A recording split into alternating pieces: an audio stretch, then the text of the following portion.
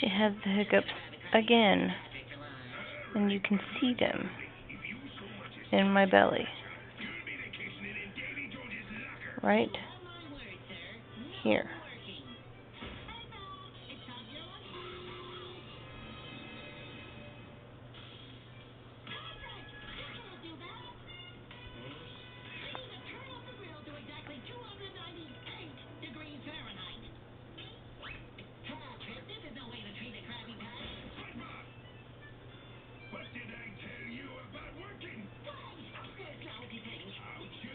I think they stopped.